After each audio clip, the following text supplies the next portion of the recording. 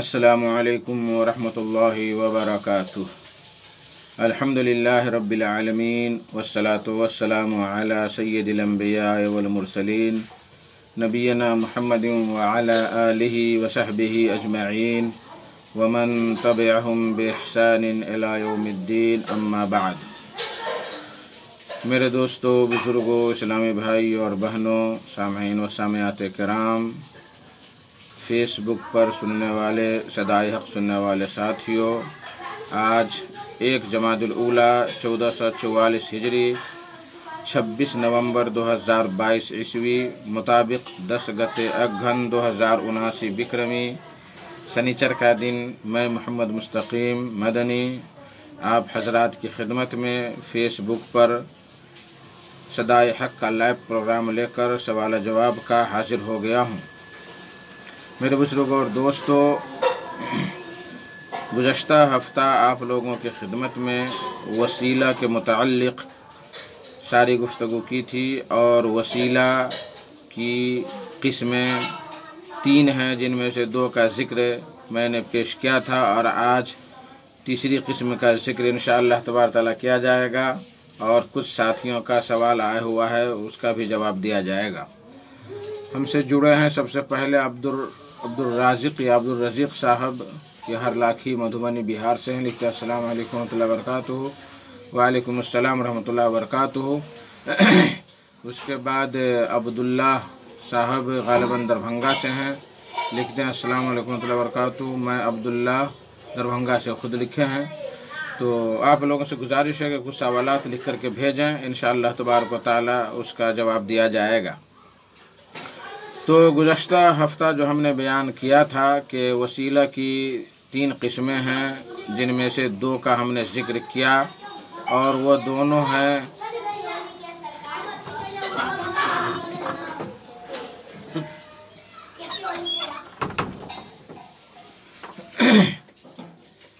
तो 2 का हमने ज़िक्र किया था कि अल्लाह तबारक व तआला के नाम और अल्लाह तबारक व तआला के सिफ़ात के ज़रिए से हम वसीला इख्तियार कर सकते हैं।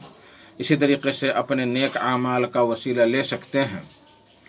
और आज तीसरी किस्म हम इंशाअल्लाह तबारक व तआला बयान करेंगे और वो ये है कि किसी ज़िंदा मुस्लिम नेक बुज़ुर्ग, ज़िंदा आदमी के पास जा कर के उनसे हम कहें कि आप हमारे लिए दुआ कर दें कि अल्लाह तबारक व तआला हमें फ़लाँ बीमारी से नजात दे, फ़लाँ चीज़ दे, जो हाजत हो उस हाजत को बयान करें और इस तरीक़े से जो है वो ज़िंदा आदमी के पास जा कर के अपनी हाजत बयान करे और वो ज़िंदा आदमी चाहे उसी वक्त या चाहे किसी भी मौका मुनासिब को देख कर के वो दुआ करेंगे। तो इस तरह से ये तीसरी किस्म वसीले की हमने बयान किया। इसकी तफसील आ रही है इंशाअल्लाह। और इसमें ये होता है कि वो बंदा, नेक बंदा अल्लाह तबारक व तआला के यहाँ दुआ करता है, अल्लाह तबारक व तआला से सिफारिश करता है कि फ़लाँ बंदे की हाजत पूरी कर दें। तो इस तरीक़े से जो है इंशाअल्लाह तबारक व तआला उसकी दुआ कबूल की जाएगी। पहले देखते हैं अब्दुल्ला साहब क्या लिखते हैं। यूट्यूब से इनकम यानी पैसा कमाना कैसा है, इसके बारे में मुझे इल्म नहीं है और इस मौजू पर शेख मकबूल सलफ़ी साहब का मुफस्सल मज़मून उन्होंने लिखा था और मैं पढ़ नहीं सका। और गालिबन फेसबुक या यूट्यूब इसके बारे में किसी बड़े आलिम से सवाल करें तो ज़्यादा बेहतर है। और इसके तौर तरीक़े इसके क्या हैं मुझे मालूम नहीं है कि वो पैसा कैसे कमाया जाता है, कैसे क्या है और किस तरीक़े से हासिल किया जाता है, ये मुझे इसका इल्म नहीं है, अल्लाह आलम। अब्दुल रज़ीक़ साहब लिखते हैं कि आज़ान नियत बांधना, नियत बांध कर देना कैसा है। आज़ान नियत बांध कर देना कैसा। आज़ान नियत बांध कर देना नहीं, बल्कि कान में उंगली रख करके या कान पर उंगली रख करके आज़ान कहनी चाहिए। ये सुन्नत है। नबी करीम सल्लल्लाहु अलैहि वसल्लम के सहाबा कराम जो मुअज़्ज़िनीन थे इसी तरीके से जवाब आज़ान देते थे। और कान पर हाथ रख करके या कान में उंगली रख करके जो होता है तो उससे आवाज़ बुलंद होती है, तेज़ होती है, वो तरीक़ा है। लेकिन नियत बांध करके आज़ान दे, ये ایک نئی چیز ہے، اس لیے اس سے بچنا چاہیے۔ معاشرے میں ایک نئی چیز ہے، اس کا کوئی ثبوت اور کوئی پرمان ہماری نظر سے نہیں گزرا ہوا ہے، اس لیے ہم کان میں انگلی رکھ کر کے دیں، یا بغیر ہاتھ باندھے یا بغیر کان میں انگلی رکھے ہوئے یا کان پر انگلی رکھے ہوئے بھی اذان دے سکتے ہیں، مشکل نہیں ہے۔ اذان تو آواز کا معنی مطلب ہے، تو اس طریقے سے جو ہے اس سے بچنا چاہیے۔ اچھا، میں کہہ رہا تھا کہ کسی زندہ انسان کے پاس جا کر اس سے کہے کہ میرے لیے آپ دعا کر دیں کہ اللہ تبارک تعالیٰ میری فلانی حاجت پوری کر دیں، تو اس کی کوئی ثبوت اور کوئی پرمان ہے؟ صحابہ کرام نبی کریم صلی اللہ علیہ وسلم کے پاس جاتے تھے اور آپ صلی اللہ علیہ وسلم کے پاس جا کر کے آپ سے جو ہے دعائیں کرواتے تھے کہ ہمارے حق میں آپ دعا کر دیں کہ فلاں پریشانی ہے، تو آپ صلی اللہ علیہ وسلم ان لوگوں کے لیے دعا کرتے تھے، تو آپ صلی اللہ علیہ وسلم ان کے حق میں دعائیں کرتے تھے۔ جیسے کہ ایک اندھا صحابی آ کر کے کہا کہ اللہ کے نبی ہمارے لیے دعا کر دیجیے کہ ہماری آنکھ صحیح ہو جائے۔ اسی طریقے سے جو ہے اور بھی صحابہ کرام جو ہے جاتے تھے، اور جیسے کہ فرمایا کہ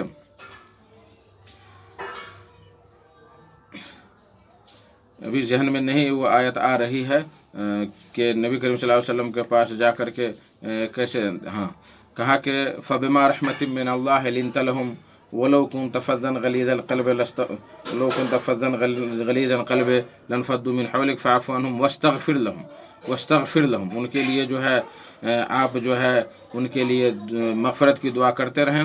اور فرمایا کیا کہ ولو انہم اذ ظلموا انفسهم جاؤوک فاستغفروا اللہ واستغفر لهم الرسول لوجدوا اللہ توابا رحیما، کہ جب وہ لوگ اپنے اوپر ظلم کر لیتے ہیں تو اللہ سے جو ہے معافی مانگتے ہیں، اور معافی مانگنے کے بعد آپ سے بھی کہتے ہیں کہ ہمارے لیے بھی معافی کر دیں، تو اللہ تبارک و تعالیٰ جو ہے تواب ہے اور رحیم ہے، یعنی توبہ قبول کرنے والا اور رحیم ہے۔ ابھی جڑے ہیں ہم سے ابو طوبہ انیس صاحب جڑے ہیں، تو آپ لوگ سوال کریں انشاءاللہ تبارک و تعالیٰ اس کا جواب دیا جائے گا۔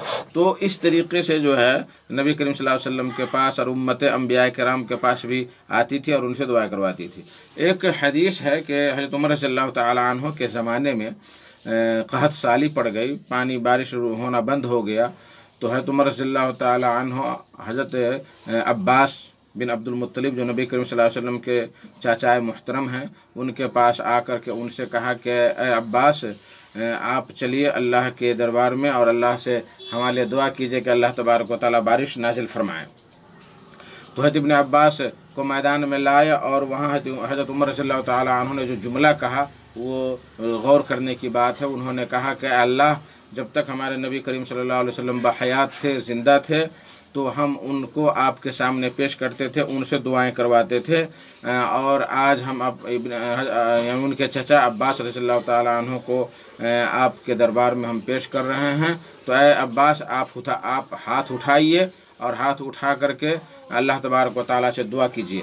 تو حضرت عباس رضی اللہ تعالیٰ عنہ نے ہاتھ اٹھایا اور دعائیں کی، تو بارش کا نزول ہوا، اللہ تبارک و تعالیٰ نے اپنی رحمت سے بارش نازل فرمایا۔ تو یہ حدیث بخاری شریف کی روایت ہے۔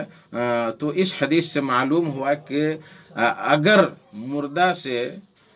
مردہ سے توسل کرنا یا ان سے دعائیں کروانا جائز ہوتا، تو وہاں تو ہمارے نبی کریم صلی اللہ علیہ وسلم تشریف فرما تھے مدینہ میں، تو آپ ان کو چھوڑ کر کے ان کے چچا کے پاس کیوں جاتے؟ اور پھر یہ جملہ جو ہے تو عمر رضی اللہ تعالیٰ عنہ نے فرمایا کہ جب تک نبی کریم صلی اللہ علیہ وسلم زندہ تھے تب تک ہم آپ سے دعائیں کرواتے تھے، آپ کے گزر جانے کے بعد ہم جو ہے آپ کے چچا کو آپ کے سامنے پیش کر رہے ہیں، آپ ان کی دعا قبول فرما لیں۔ جڑے ہیں ہم سے جاسم محمد صاحب، لکھتے ہیں السلام علیکم۔ وعلیکم السلام ورحمۃ اللہ وبرکاتہ۔ اللہ کس کو کیوں اور کتنا آزماتا ہے؟ کیا کچھ سمجھ ہی میں بات نہیں آئی، کیا سوال ہے؟ اللہ تعالیٰ کس کو کیوں اور کتنا آزماتا ہے، کیا سوال ہے؟ اگر واضح کریں تو ٹھیک ہے، لیکن ایک بات یاد رکھیں کہ جو جتنا نیک ہوتا ہے اس کی آزمائش اتنی ہی ہوتی ہے، جو جتنا برا ہوتا ہے وہ بہت کم آزمائش میں پڑتا ہے، چاہے وہ مال کے اعتبار سے ہو، چاہے جسمانی بیماری کے اعتبار سے ہو، لیکن جتنے نیک لوگ ہوتے ہیں وہ زیادہ آزمائش میں ڈالے جاتے ہیں۔ جیسے کہ نبی کریم صلی اللہ علیہ وسلم نے فرمایا کہ اکثر الناس ابتلاء الانبیاء सुम्मल अमसल फल अमसल, कि सबसे ज़्यादा आजमाइश में डाले जाते हैं अंबिया किराम, और फिर उनके बाद जो नेक होते हैं, उनके बाद जो नेक होते हैं, उनके बाद जो नेक होते हैं। तो इस तरीके से जो है उनको आजमाइश में डाला जाता है। तो सबसे ज़्यादा आजमाइश में अंबिया किराम होते हैं, उनके बाद नेक लोग होते हैं। बहुत सारे लोग गांव घर में कहना शुरू कर देने कि देखो ना, ये जो है नमाज पढ़ता है, रोज़ा रखता है, अल्लाह के करीब होता है, लेकिन हमेशा परेशान हाल रहता है, हमेशा ये होता है वो होता है। उस बेवकूफ़ को क्या पता कि अल्लाह तबारक व तआला अपने दोस्तों को किस तरीके से आजमाता है। और जब तक सोने पर सोनार चोट न मारे, हथौड़ी की चोट न मारे, उस वक्त तक उस सोना में या उस जेवर में चमक पैदा नहीं होती है। उसी तरीके से अल्लाह तबारक व तआला अपने मोमिन बंदे को, अपने हकीकी बंदे को किस तरह से आजमाता है और कैसे उसको निखरता हुआ सोना बनाता है, वो जाहिलों को पता नहीं। और वो कहना शुरू कर देते हैं कि देखो, इतना अल्लाह ताला को मानता है, फिर भी इस पर अज़ाब ही अज़ाब आता है। तो ऐसी बात नहीं है, ये बात दुरुस्त नहीं है। बल्कि जो जितना नेक होगा, जितना ज़्यादा अल्लाह के करीब होगा, उसको अल्लाह तबारक व तआला उतनी ही आजमाता है, चाहे माल में हो, चाहे जिस्म में हो, चाहे औलाद में हो, चाहे और भी कई तरीक़े से अल्लाह तबारक व तआला आजमाता है।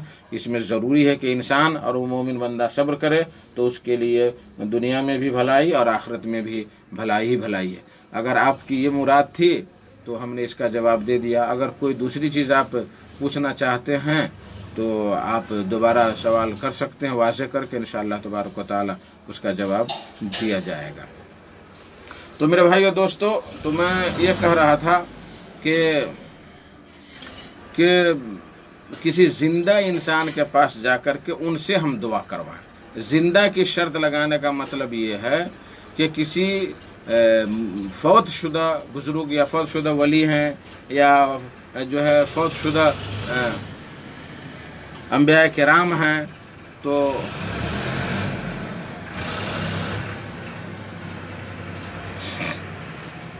फौत शुदा वली हैं, तो इन लोगों से दुआएं करना ये जायज़ नहीं है, उन लोगों को वसीला बनाना जायज़ नहीं है।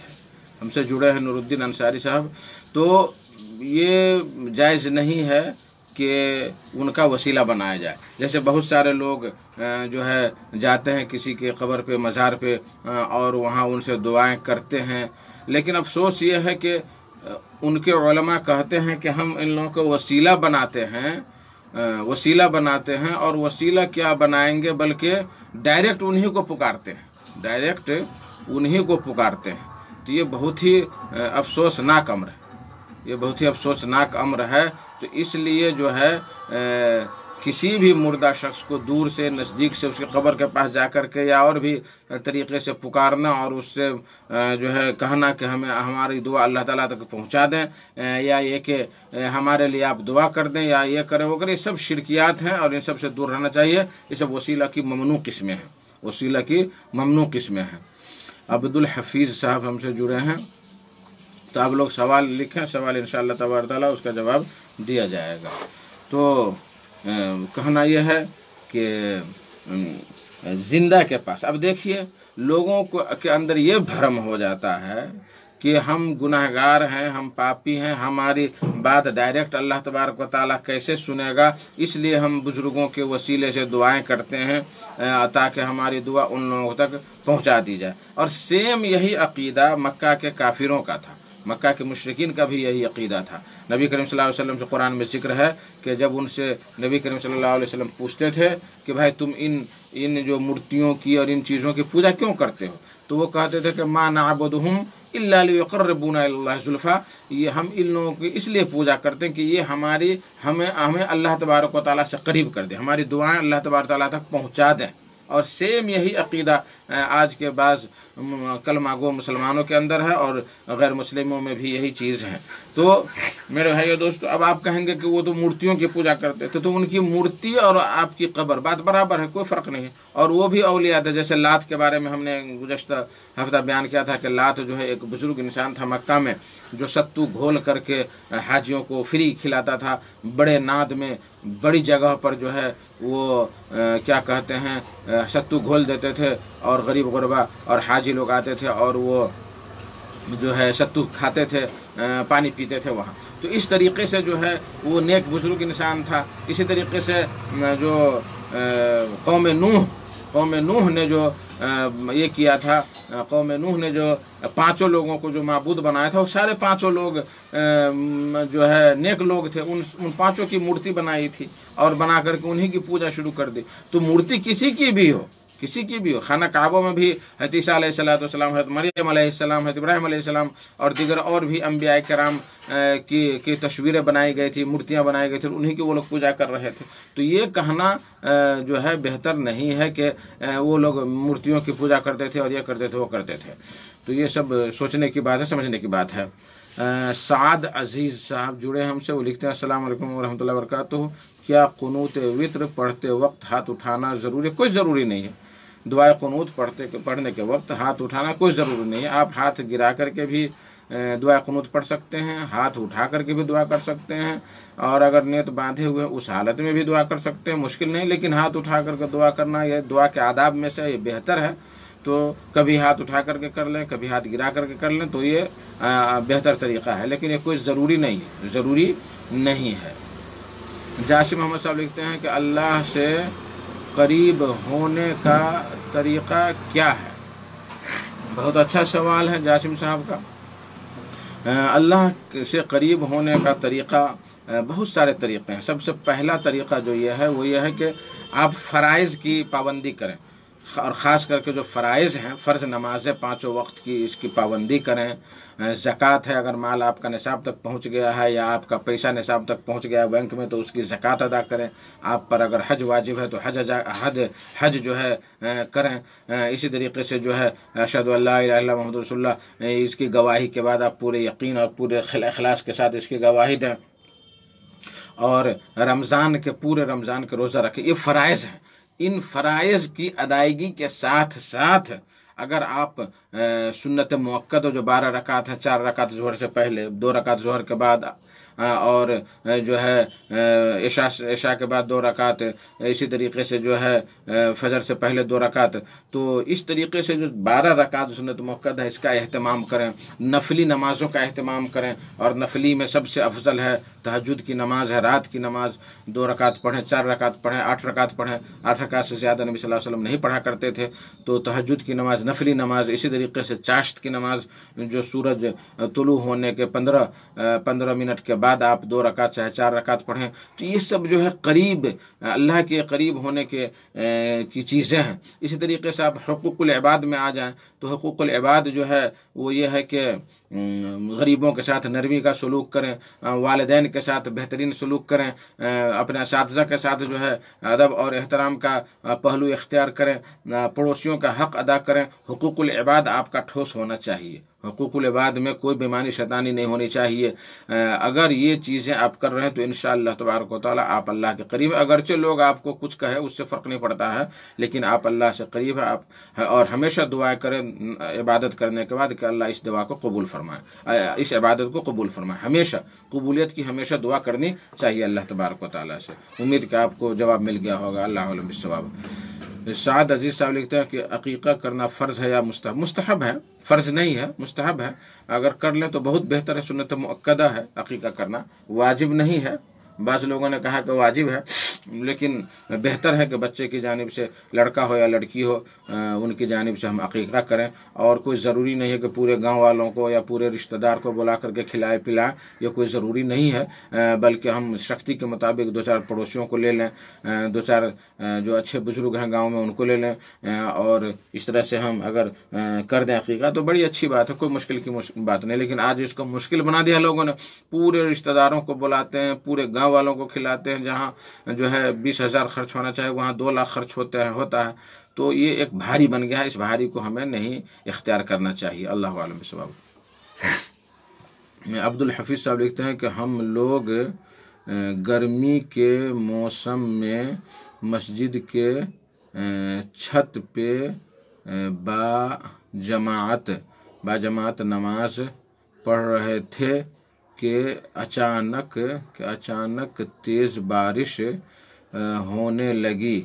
اب ایسی صورت میں کیا کریں؟ تو ایسی صورت میں اگر آپ برداشت کرتے ہیں تو سارے لوگ، گرمی ماشاءاللہ گرمی بھی ہے اور اللہ کی رحمت بھی نازل ہوئی ہے، تو اسی میں نماز ادا کر لے جماعت کے ساتھ، کوئی مشکل کی بات نہیں، بہت بہتر بات ہے۔ اور اگر برداشت نہیں ہو رہا ہے تو سارے لوگ چپکے سے نیچے اتر آئیں، اور جتنی نمازیں پڑھی ہیں آپ لوگوں نے اس کے بعد جو ہے باقی کو نیچے آ کر کے ادا کر لیں نچلی سطح پہ، کوئی مشکل کی بات نہیں انشاءاللہ تبارک و تعالیٰ، اس ضرورت کے تحت ہے، اور یہ بہت بڑا عمل تو ہے لیکن یہ ضرورت کے تحت اتنا عمل کیا جا سکتا ہے۔ لیکن اگر دل کو تشفی نہیں ہو رہی ہے تو آپ نئے سرے سے جو ہے آپ لوگ پھر سے اس کو جو نماز پڑھ چکے ہیں اوپر وہ اس کو چھوڑ کر کے پھر نئے سرے سے آپ نماز پڑھیں، تاکہ دل میں جو گدگدی ہو یا دل میں جو شک پیدا ہو وہ دور ہو جائے انشاءاللہ تبارک تعالیٰ۔ تو کوئی بھی یہ آسانی ہے، کوئی مشکل والی بات نہیں ہے، اور ہمارے لیے تو بہتر یہ ہے کہ ہم چھت پر ہی نماز پڑھ لیں بارش میں، تو اور مزید مزے کی بات ہے، اس لیے کہ اس میں اللہ کی عبادت ہوتی ہے، اور بارش بھی اللہ ہی کے پاس سے آتی ہے۔ اس لیے حدیث میں آیا ہے کہ نبی کریم صلی اللہ علیہ وسلم جب بارش شروع ہوتی تو باہر نکلتے، فوراً باہر نکلتے اور کچھ پانی اپنے بدن پر رکھواتے اور کہتے تھے کہ حدیث عہد بربہ، کہ یہ پانی ابھی ابھی اللہ سے مل کر کے اور اللہ سے قریب ہو کر کے آیا ہے، تو اپنے بدن پر وہ پانی رکھواتے تھے۔ یہ بھی ایک سنت ہے کہ بارش جب شروع ہو تو باہر نکل جائیں اور 2-4 بوند اپنے بدن پر رکھوائیں، یہ بھی نبی کریم صلی اللہ علیہ وسلم اس طرح کیا کرتے تھے۔ تو یہ آپ کے لیے امر واسع ہے، کشادگی ہے، آپ جو بھی عمل کرنا چاہیں انشاءاللہ تبارک تعالیٰ کر سکتے ہیں۔ اللہ عالم بالصواب۔ گلاب شیخ لکھتے ہیں السلام علیکم ورحمۃ اللہ وبرکاتہ۔ وعلیکم السلام ورحمۃ اللہ وبرکاتہ۔ ہاتھ اٹھا کر دعا کرنا چاہیے، دعا کرنے کے بعد ہاتھ چہرے پر پھیرنا کیسا ہے؟ ایک بھائی کا سوال بھی آیا ہوا تھا وسیم اختر کا گزشتہ فیس بک پہ گزشتہ اس میں پروگرام میں، لیکن پروگرام ختم ہونے کے بعد میں دیکھا تو اس کا جواب بھی میں دے رہا ہوں وسیم اختر صاحب کا۔ اور آپ نے لکھا کہ ہاتھ اٹھا کر دعا کرنا چاہیے۔ دیکھیے، ہاتھ اٹھا کر کے دعا ہم ان جگہوں پہ کریں گے جن جگہوں پہ نبی کریم صلی اللہ علیہ وسلم سے ہاتھ اٹھانا ثابت ہے، اور اس میں وسیم صاحب کے بھی سوال کا جواب ہے، اور وہ مختلف اوقات ہیں۔ ویسے تو بہت زیادہ امام نووی رحمہ اللہ نے کئی جگہوں کو گنایا ہے، لیکن میں چند ہی گنانا چاہتا ہوں، اور وہ یہ ہے کہ استسقاء کی نماز میں ہم دعا ہاتھ اٹھا کر کے دعا کریں گے۔ استسقاء یعنی پانی مانگنے کی جو نماز پڑھتے ہیں اس کے بعد ہم ہاتھ اٹھا کر کے، اور وہ بھی ہاتھ نیچے کر کے، ہتھیلیاں نیچے کر کے ہم دعائیں کریں گے۔ اسی طریقے سے اگر امام خطبہ دے رہا ہے، خطبہ کے دوران، سن لے غور سے، خطبہ کے دوران اگر کسی نے کہا کہ امام صاحب، خطیب صاحب بارش کے لیے یہ کر دیجئے، دعا کر دیجئے، تو وہاں ہاتھ اٹھا کر کے دعا کر سکتے ہیں، اور اگر چاہے تو مقتدی بھی اس وقت ہاتھ اٹھا سکتے ہیں۔ اس کے علاوہ عام دعا میں خطیب کے لیے ہاتھ اٹھا کر دعا کرنا جائز نہیں ہے، درست نہیں ہے، وہ غلط ہے وہ۔ اسی طریقے سے جو ہے حج میں جو ہے جو کنکھڑی مارتے ہیں، جمرہ اولا جمرہ ثانیہ، یہاں بھی ہم ہاتھ اٹھا کر کے دعا کریں گے، یہاں بھی ہم ہاتھ اٹھا کر کے دعا کریں گے۔ اس طریقے سے اور بھی کئی چیزیں ہیں جو ذہن سے میں ابھی نہیں آ پاتی ہے، لیکن انشاءاللہ تبارک و تعالیٰ اگر چاہیں گے تو تفصیل کے ساتھ ایک پورا دن اسی پر گفتگو کریں گے، تب جا کر کے سنبھلے گا۔ تو کسی بھی وقت ہم دعا کریں تو اگر ثابت ہے وہ جگہ، تو ہم نبی کریم صلی اللہ علیہ وسلم کے طریقے پر چل کر کے ہم ہاتھ اٹھا کر کے دعا کریں گے، نہیں تو نہیں۔ جیسے سجدہ، دونوں سجدہ کے درمیان اللہم اغفر لی وارحمنی پڑھا، اس کو کوئی ہاتھ اٹھا لے۔ درود کے بعد کوئی اللہم انی اعوذ بک من عذاب جہنم پڑھ رہا ہے، اس وقت ہاتھ اٹھا لے، تو یہ جائز نہیں ہے، اور یہ بالکل غلط بات ہو جائے گی۔ اسی طریقے سے کھانا کھانے سے پہلے بسم اللہ کر ہاتھ اٹھا کر کے اللہ ہمیں برکت دے، یہ دے وہ دے، جیسے کہ تبلیغ جماعت والے آدھا گھنٹہ کھانا حاضر ہے اور آدھا گھنٹہ دعا ہی میں لگا دیتے ہیں، جبکہ کھانا حاضر ہو تو نماز بھی پڑھنا دشوار ہو جاتا ہے، اور یہ ماشاء اللہ دعا کرتے جو بھوکے رہتے ہیں، خوشبو جاتی ہے تو وہ دعا کیا کرے گا، بلکہ وہ تو دھیان اس کے کھانے ہی پہ رہتا ہے۔ تو اسی طریقے سے جو ہے اور بھی چیزیں ہیں جہاں جہاں ہاتھ اٹھا کر کے دعا کرنا جو ہے یہ درست نہیں ہے، جائز نہیں ہے، تو اس لیے وہاں ہاتھ اٹھا کر کے دعا ہم نہیں کریں گے۔ ہاں، اور بھی کیا ہے، دعا کرنے کے بعد ہاتھ چہرے پر پھیرنا کیسا؟ دعا کرنے کے بعد ہاتھ چہرے پر پھیرنے والی حدیث صحیح نہیں ہے، درست نہیں ہے، اور علامہ عز بن عبدالسلام الشافعی رحمہ اللہ نے لکھا ہے کہ ما یفعلہ الا الجہال، کہ جاہل لوگ ہی ایسا کرتے ہیں۔ تو ہاتھ پھیرنا یہ بہتر عمل نہیں ہے، اچھا نہیں ہے، ہاتھ نہیں پھیرنا چاہیے، دعا ختم ہو اور چھوڑ دینا چاہیے۔ سعد عزیز صاحب لکھتے ہیں کہ حق مہر میں عمرہ مقرر کی جا سکتی ہے یا نہیں؟ بالکل کی جا سکتی ہے، بالکل جب ہم قرآن کی بعض آیات بعض صورتوں کو سکھلانے کو اگر ہم عمرہ مہر میں کر سکتے اور نبی کریم صلی اللہ علیہ وسلم نے کیا ہے ایسا، تو عمرہ تو اور بہت بڑی بات ہے، عمرہ تو بہت بڑی، لاکھوں کی بات ہے یہ۔ تو اگر بیٹی یعنی لڑکی اگر راضی ہو جائے، بیوی راضی ہو جائے کہ ہمارا مہر ہوا عمرہ، تو بہت اچھی بات ہے، عمرہ کرانا، آپ کو عمرہ کرائیں گے۔ اور بہت ساری صحابیات نے اپنا مہر رکھا کہ تم اسلام قبول کر لو تو وہی ہمارا مہر ہوگا، تم جو ہے ہجرت کر لو تو وہی تمہارا مہر ہوگا۔ تو یہ تو بڑی اچھی بات ہے، الحمدللہ الحمدللہ۔ اور یہ پاک اور نیک کام اور نیک مہر اللہ سے دعا کرتے ہیں کہ اللہ ایسی شادی میں برکت عطا فرمائے، انشاءاللہ تعالی اس میں کوئی مشکل کی بات نہیں ہے۔ عبدالحفیظ صاحب لکھتے ہیں جزاکم اللہ خیر و بارک اللہ فیکم۔ گلاب شیخ لکھتے ہیں کہ ادھر سے ادھر ہو جاتا ہے، فرض نماز کے بعد ہاتھ اٹھا کر دعا کرنا نبی صلی اللہ علیہ وسلم اور صحابہ کرام سے ثابت نہیں ہے، ہاتھ اٹھا کر کے دعا کرنا ثابت نہیں ہے، یہ بھی ممنوع جگہوں میں سے ہے۔ اور دیکھیں نبی کریم صلی اللہ علیہ وسلم کا کام کرنا اور نبی صلی اللہ علیہ وسلم کا چھوڑنا، یہ دونوں ہمارے لیے سنت ہے، دونوں ہمارے لیے سنت ہے۔ جس چیز کو نبی صلی اللہ علیہ وسلم نے کیا اور جس چیز کو چھوڑا اور اس کا داعیہ موجود تھا، یعنی اس کا سبب موجود تھا وہاں پہ، تو اس کو ہم چھوڑیں گے تو اس کو کہتے ہیں چھوڑنے والی سنت، اور اس کو کہتے ہیں کرنے والی سنت۔ نبی کریم صلی اللہ علیہ وسلم اور صحابہ کرام سے کہیں بھی ثابت نہیں کہ فرض نماز کے بعد ہاتھ اٹھا کر کے نبی کریم صلی اللہ علیہ وسلم اور صحابہ کرام نے جو ہے دعا کی۔ عام حدیثوں سے لوگوں نے استدلال کیا ہے جو اس کی دلیل نہیں بن سکتی ہے، تو اس لیے ہمیں فرض نماز کے بعد ہاتھ اٹھا کر کے دعا نہیں کرنی چاہیے۔ اور ماشاءاللہ تبارک اللہ بہت سارے لوگ جو ہیں فرض نماز کے بعد کیا ہے سنن کہ 3 بار استغفر اللہ کا، اس کے بعد اللہم انت السلام کا، کچھ نہیں، جو ہی سلام پھیرا اور ہاتھ اٹھا کر سبحان اللہ اللہم انت السلام کر کے ختم ہے معاملہ۔ تو یہ ساری چیزیں جو ہے جہالت پر مبنی ہے، ان چیزوں سے ہمیں ہاں اگر آپ دعا کرنا چاہتے ہیں تو فرض نماز کے بعد جو تسبیحات ہیں پوری تسبیحات پڑھ لیں، تسبیحات کے بعد اب اگر دل میں آ رہا ہے تو آپ اس وقت دعا کریں تو اچھی بات ہے۔ اور نماز کے اندر جو دعا کریں گے اس سے بہتر اور کون سا وقت ہے؟ نماز کے اندر جو دعا کرتے ہیں، اس لیے نبی کریم صلی اللہ علیہ وسلم نے فرمایا کہ وَأَمَّا السُّجُودُ فَأَكْثِرُوا فِيهِ الدُّعَاءَ فَقَمِنُوا أَن يُسْتَجَابَ لَكُمْ، کہ سجدہ جو ہے وہ سجدہ میں زیادہ سے زیادہ دعائیں کرو، اور اس لیے کہ ممکن ہے کہ اللہ تبارک تعالیٰ قبول کر لیں۔ تو سجدہ دعا کی جگہ ہے۔ اس طریقے سے سلام پھیرنے سے قبل جو بیٹھک ہوتی ہے تحیات اور درود پڑھنے کے بعد، وہ ہمارے لیے جو ہے دعا کی جگہ ہے، اس وقت ہم دعا کریں۔ تو نماز کے اندر چونکہ ہم اللہ تبارک و تعالیٰ سے سرگوشی کرتے ہیں، اس میں کی گئی دعا تھوڑے اس طرح کی دعا ہو سکتی ہے جو باہر کی گئی ہے، تو اس طریقے سے جو ہے دعائیں آدمی کو کرنی چاہیے۔ کیا کہتے ہیں محمد صادق صاحب جڑے ہیں، یہ استاذ ہیں کلیہ فاطمہ الزہرا للبنا دھنوجی کٹیا دھنشا نیپال کے، لکھتے ہیں السلام علیکم ورحمۃ اللہ وبرکاتہ۔ وعلیکم السلام ورحمۃ اللہ وبرکاتہ۔ تو تقریباً وسیم اختر صاحب کے بھی سوال کا جواب مل گیا کہ کہاں کہاں ہاتھ اٹھا کر کے دعا کر سکتے ہیں۔ اچھا، اب گزشتہ ہفتہ گلاب شیخ صاحب نے سوال کیا تھا کہ وہ اولیاء کے وسیلے سے دعا کرنا جائز ہے کہ نہیں ہے، تو ہم نے اس کے بارے میں بیان کر دیا ہے۔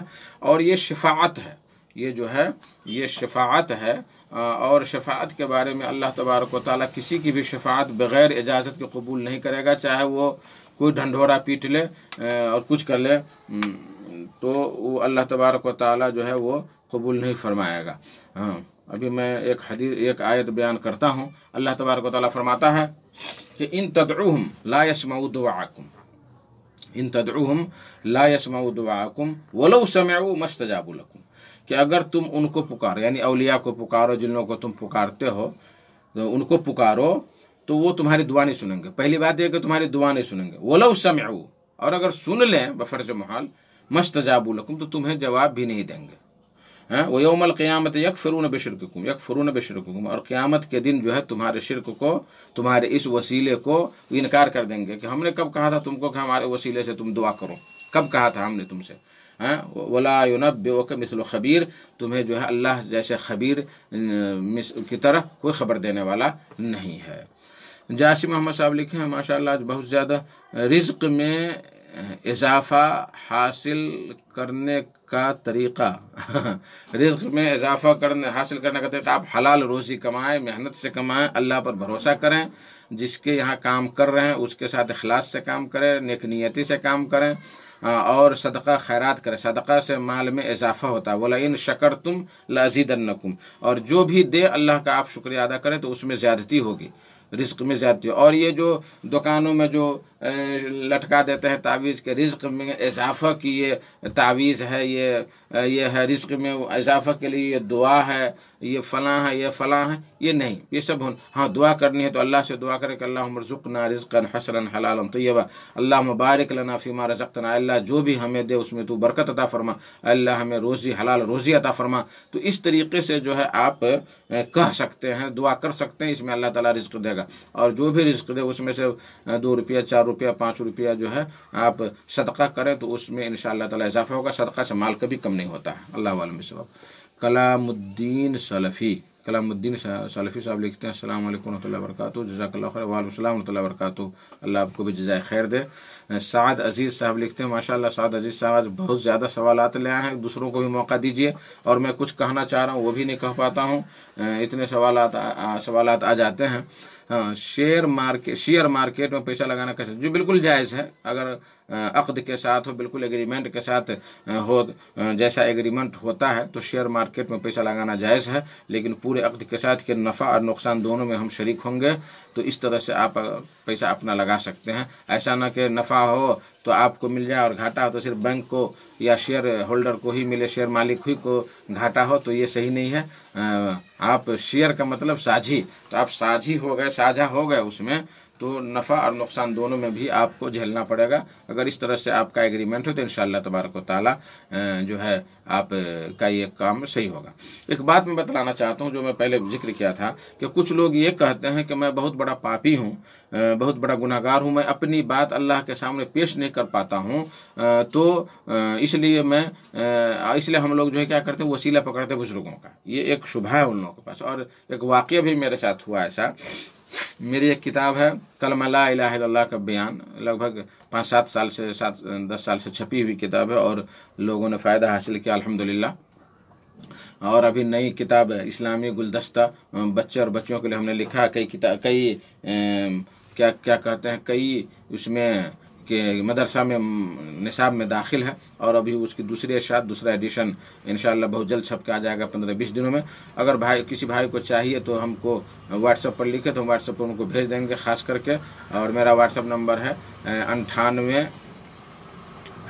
60 47 73 69 69 والی بات ہے۔ ہاں، تو میں یہ کہنا چاہ رہا ہوں کہ معذرت کے ساتھ یہ ڈسٹرب ہو گیا فون کا، اور میرا ٹائم بھی بہت ہو گیا ہے، تو لکھیں۔ ہاں، تو میں کہہ رہا تھا کہ اس طرح کا شبہ، ہاں، تو کسی بھائی کو اگر وہ کتاب چاہیے، بہت بہترین کتاب ہے سوال و جواب کی شکل میں، تو 98 60 47 73 69 پر جو ہے آپ لکھیں، انشاءاللہ تعالی میں آپ کے پاس بھیج دوں گا، وہ PDF میں ہے موجود میرے پاس، اور پریس میں گئی ہے۔ تو یہ کہہ رہا ہوں کہ یہ جو شبہ کرتے ہیں تو اچھی بات ہے۔ ہاں، تو یہ کتاب جو میں کلمہ لا الہ الا اللہ کا بیان، یہ کتاب چھپا کر کے میں جنک پور میں ایک ایئر لائنس میں گیا کہ وہاں میں ٹکٹ لوں سعودیہ جانے کے لیے، یا کہیں کسی جگہ جانے کے لیے، یاد آ نہیں رہا، تو وہاں کچھ 2-3 نوجوان بیٹھے ہوئے تھے، تو ان 2-3 نوجوانوں کو میں ایک کتاب تحفے میں دیا کہ یہ لیجئے پڑھیے۔ تو وہاں پہ نام دیکھا محمد مستقیم مدنی دیکھا تو کہا کہ یہ تو کسی وہابی کی کتاب لگ رہی ہے۔ میں کہا کہ آپ وہابی کو جانتے ہیں، پہچانتے ہیں؟ تو نہیں، اپنے مولویوں سے ہم نے سنا ہے کہ وہ گستاخ رسول ہوتے ہیں۔ تو ہم کہا اچھا گستاخ رسول ہوتے ہیں، کیسے آپ نے سمجھ لیا؟ تو مولوی لوگ کہتے ہیں کہ گستاخ رسول ہوتے ہیں، یہ ہوتا ہے وہ ہوتا ہے، بہت ساری باتیں۔ ہاں، تو میں چھیڑنا نہیں چاہا، میں کہا کہ آپ جو ہے ان وہابیوں کے قریب جائیے، ان سے سیکھیے سمجھیے۔ ہاں، کہا کہ وہ لوگ گستاخ رسول ہوتے ہیں، اولیاء کے وسیلے کو نہیں مانتے ہیں، یہ ہے وہ ہے فلاں چاہ، بہت کچھ بولا۔ تو میں کہا کہ اولیاء کا وسیلہ ہم کیوں لیں، جبکہ اللہ خود کہہ رہا ہے کہ ادعونی استجب لکم، اے لوگوں ہم ڈائریکٹ مجھے پکارو، میں تمہاری پکار سنوں گا، تو ہمیں وسیلہ لینے کی کیا ضرورت؟ تب اس بندہ نے کہا کہ چونکہ ہم لوگ پاپی ہیں، گناہگار ہیں، ہم اپنی بات ڈائریکٹ اللہ کو نہیں سنا سکتے ہیں، اس لیے ہم وسیلہ ڈھونڈتے ہیں اور وسیلہ اولیاء کا پکڑتے ہیں۔ تو ہم نے کہا اچھا ایک بات بتائیے، کیا آپ کو وہ واقعہ یاد ہے بنی اسرائیل میں ایک آدمی نے 99 آدمی کو قتل کیا تھا، اور قتل کرنے کے بعد ایک آدمی سے پوچھا کیا ہمارے لیے توبہ ہے؟ اس نے کہا کہ نہیں، تو اس کو بھی مار دیا اور 100 پورا کر لیا۔ لیکن اس کے دل میں اللہ کا خوف آ گیا تھا، اس نے پھر کسی سے پوچھا، کسی عالم سے پوچھا کہ کیا ہمارے لیے توبہ ہے؟ کہا کہ کیوں نہیں، تمہارے اور تمہارے توبہ کے درمیان کوئی بھی رکاوٹ نہیں، لیکن فلاں گاؤں میں جاؤ، اس گاؤں میں اچھے اچھے لوگ ہیں، ان کے ساتھ رہ کر کے اللہ کی عبادت کرنا اور وہیں توبہ کرنا، تو اللہ تبارک تعالیٰ تمہارے اس گناہ کو معاف کر دے گا۔ تو وہ راستے میں جا ہی رہا تھا، توبہ بھی نہیں کیا، ابھی جا ہی رہا تھا، نیت توبہ کی تھی، توبہ کرنے کے لیے جا رہا تھا، راستے میں اس کی وفات ہو گئی، اور واقعہ جانتے ہیں بہت سارے لوگ، تو اس کو جنت میں اللہ تبارک تعالیٰ نے داخلہ کیا۔ میں نے کہا کیا اس آدمی جو 100 آدمی کو قتل کیا تھا بنی اسرائیل کا یہ آدمی، کیا اس سے بھی بڑے پاپی ہیں آپ؟ کہ آپ کو اولیاء کے وسیلہ کی ضرورت پڑ گئی؟ ارے جب مالک خود کہہ رہا ہے، دعا قبول کرنے والا خود کہہ رہا ہے کہ مجھے ڈائریکٹ پکارو، میرے پاس کوئی سیکورٹی گارڈ نہیں ہے، میرا کوئی سفارشی نہیں ہے، میرے پاس کوئی جو ہے رشوت دینے والا نہیں ہے، اس سب کی ضرورت ہی نہیں ہے، مجھے ڈائریکٹ پکارو، تو پھر ہم ان لوگوں کو پکارنے کے، ان لوگوں کو ڈھونڈنے کی کیا ضرورت ہے؟ اگر کوئی پردھان منتری یا راجا کوئی کہہ دے کہ بھائی ہمارے پاس تم ڈائریکٹ عرضی لاؤ اور ہم عرضی پر قبول کریں گے، عرضی سنیں گے، اور تب ہم جا کر کے جو ہے ان کے باڈی گارڈ، ان کے جو ہے نوکر چاکر کو ہم دیں پیسہ کہ لیجیے ہماری عرضی وہاں پیش کیجیے، تو اس سے بڑی بیوقوفی اور کیا ہوگی؟ ہاں، تو وہ کہا کو تو دنگ رہ گیا، کہا کہ ایسی بات تو ہمارا مولوی نہیں سناتا۔ ہم کہا سنائے گا کیوں؟ اس کے ہاتھ میں نذرانے چاہیے، اس کے ہاتھ میں پیسے چاہیے، سبحان اللہ یا غوث یا رسول اللہ کا نعرہ وہ سننا چاہتا ہے، آپ کو حقیقت کون سنائے گا؟ تو اس لیے میرے بھائیو دوستو، یہ ایک جو ہے لوگوں کے درمیان ایک ہوا کھڑا کر رکھا ہے کہ ہم گناہگار، ہماری بات اللہ تبارک تعالیٰ تو گناہگار کو چاہتا ہی ہے کہ گناہگار ہم سے ہمارے پاس توبہ کریں، اس لیے کہ نبی کریم صلی اللہ علیہ وسلم نے فرمایا کہ کل ابن آدم خطاؤن وخیر الخطائین التوابون، کہا کہ سارے ابن آدم کے ساری اولاد گناہگار ہیں، لیکن بہترین گناہگار وہ ہے جو اللہ کے سامنے توبہ کرنے والا ہے۔ میرے بھائیو تو سمجھ گئے ہوں گے اس بات کو۔ اب آئیے دیکھتے ہیں کون سوال آیا۔ محمد صادق صاحب لکھتے ہیں کہ اذکار اور دعائیں پڑھ کر ہاتھ پر پھونک کر جسم پر پھیرنا یا سینے پر پھونکنا کیسا ہے؟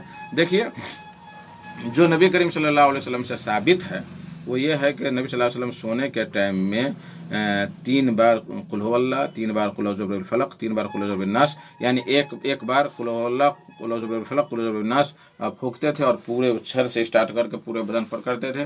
پھر اسی طرح سے جو ہے ایک بار قل هو اللہ، ایک بار قل اعوذ برب الفلق، ایک بار قل اعوذ برب الناس، پھر پورے بدن پر، اور پھر یعنی 3 دفعہ اس طرح کا عمل کرتے تھے۔ یہ نبی کریم صلی اللہ علیہ وسلم سے ثابت ہے، یہ ثابت ہے۔ اب نماز کے بعد جو لوگ قل هو اللہ پڑھ کے یا آیت الکرسی پڑھ کے سینہ میں پھونک لیتے ہیں یا ہاتھ پہ کر کے پورے مل لیتے ہیں، تو اس کا جو ہے ثبوت نہیں ہے کہیں پہ، اس لیے اس سے بچنا چاہیے۔ ہاں، سونے کے وقت کا ثبوت ہے، لیکن آپ اذکار صرف پڑھیں، اذکار پڑھیں، وہی اذکار الصباح والمساء، یعنی شام اور صبح کی جو اذکار ہیں، کہ اذکار جو ہیں اور دعائیں ہیں، اگر آپ پڑھتے ہیں وہی آپ کے لیے بندھن ہے، اور آپ کو ثواب ملے گا، پھونکنے پھاکنے کی ضرورت نہیں ہے۔ ہاں، ایک پرمپرا چلا ہوا ہے، آیا ہوا ہے کہ آیت الکرسی پڑھا اور پھونک کر لیا، کیا ضرورت ہے؟ ہم پڑھ لیے وہی ہمارے لیے محفوظ ہے۔ اگر آپ نے 10 بار لا الہ الا اللہ وحدہ لا شریک لہ لہ الملک ولہ الحمد وهو علی کل شیء قدیر صبح میں پڑھی اور پھر شام میں پڑھی، تو رات بھر آپ ہر چیز کے بلا سے محفوظ رہیں گے، اور اگر صبح میں پڑھی تو پورے دن شام تک آپ ہر مصیبت سے محفوظ رہیں گے انشاءاللہ تبارک و تعالی۔ تو جو صبح اور شام کی دعا ہے وہ پڑھنے کی ہے، پھونک مارنے کے لیے نہیں ہے۔ ہاں، جو چیزیں ہیں دم کرنے کی وہ ہم دم کریں گے، اس وہاں پہ دم کر سکتے ہیں۔ کوئی مریض ہے تو اس کے اوپر ہم دم کرنا چاہیں تو وہاں اس کے قریب جا کر کے ہم آیتیں پڑھیں، کچھ دعائیں پڑھیں جو ہیں اس کے لیے خاص دعائیں، اور ان کو سنا کر کے پڑھیں، ان پر دم کریں، تو یہ طریقہ جائز ہے۔ اللہ عالم بالصواب۔ سعد عزیز صاحب نے دعا لکھا، جزاکم اللہ خیر واحسن الجزاء وبارک اللہ فیکم ونفع بکم الاسلام مسلمین۔ آپ کو بھی اللہ تبارک و تعالی بہترین بدلہ دے۔ آپ نے پروگرام سنا اور بہترین سوال کیا، اس میں بہت سارے بھائی نئے بھی جڑے ہیں، الحمدللہ، اللہ ان کو جزائے خیر دے۔ اور یاد رکھیں کہ آئندہ بھی سنیچر کے دن نیپالی ٹائم سے 1:15 بجے اور انڈین ٹائم سے 1 بجے یہ پروگرام شروع ہوتا ہے، آدھا پون گھنٹہ کے لیے۔ تو اب ٹائم بھی کچھ زیادہ ہو گیا، اور ہمیشہ ہم چاہتے ہیں آپ لوگوں سے کہ شرک و بدعات جو ہمارے گاؤں گھر معاشرے میں جو پھیلا ہوا ہے اس پر زیادہ سوالات کریں، جو شرک و بدعات جس کو لوگوں نے آسان سمجھ لیا ہے، جس کو آسان سمجھ لیا، یا رسول اللہ کہنا، جو یا خواجہ غریب نواز، اور یا فلاں یا فلاں، یعنی یا اللہ تو کبھی زبان پر نہیں آئے گا، اور اس کے علاوہ جتنے بھی ہیں چھوٹے موٹے سب زبان پر آئیں گے، لیکن یا اللہ نہیں آئے گا زبان پر۔ تو یہ جو ساری چیزیں جو ہیں، ان ساری چیزوں کا ہم نے ذکر اسلامی گلدستہ میں کیا ہے، اور بڑے سوال جواب بڑے مختصر انداز میں کیا ہے، تاکہ عوام الناس کو یا بچوں کو ذہن میں آ جائے۔ کہیں کہیں پہ ہم نے دلیلیں بھی دی ہیں، اور اس میں کتاب میں عقیدہ کے متعلق ہے، اسی طریقے سے جو ہے آداب ہیں، اس طرح سے کچھ دعائیں ہیں، نئی نئی چیزیں جو آج کل فتنہ فساد والی باتیں ہیں، اس سب کا بھی ہلکا ہم نے ذکر کیا ہے۔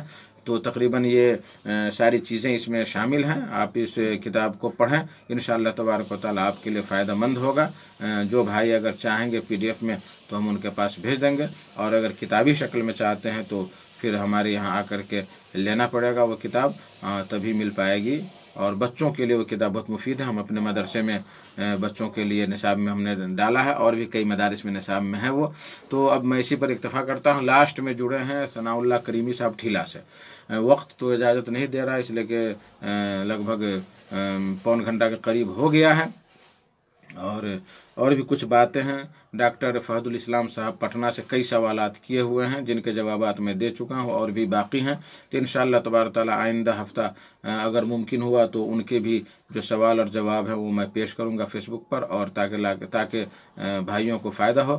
اور میں آپ لوگوں سے گزارش کرتا ہوں کہ میرا سارا پروگرام صدائے حق نام کا YouTube چینل ہے، اس پر سارا ریکارڈ ہوتا ہے، اور ہمارے سارے محاضرات، اور بھی بھائیوں کے جو محاضرات ہیں جو ہم پہلے ریڈیو چلاتے تھے وہ 2-2.5 سال سے پورے ہیں، تو آپ وہاں جائیں اور اس کو سنیں، اس کو سبسکرائب کریں، اور زیادہ سے زیادہ دوستوں تک پہنچائیں، تاکہ زیادہ علمی فائدہ ہو، دین کا فائدہ ہو۔ اور میں دعا کرتا ہوں اللہ تبارک و تعالیٰ سے کہ اللہ تبارک و تعالیٰ ہمیں اور آپ سارے سامعین کو سیدھے راستے پر چلنے کی توفیق عطا فرمائے، شرک و بدعات سے محفوظ رکھے، جب تک دنیا میں رکھے قرآن و حدیث کے مطابق زندگی گزارنے کی توفیق بخشے، اور جب خاتمہ ہو تو زبان سے لا الہ الا اللہ محمد رسول اللہ نکلے۔ وآخر الدعوانا الحمدللہ رب العالمین، وصلی اللہ تعالی علی النبی وسلم، والسلام علیکم ورحمۃ اللہ۔